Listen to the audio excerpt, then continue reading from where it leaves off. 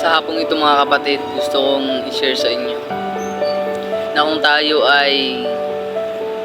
palaging active sa gawain ng Panginoon, palagi tayong active sa church, kahit saan umatin tayo, tapos hindi nakikita sa ating mga pamumuhay, mga kapatid,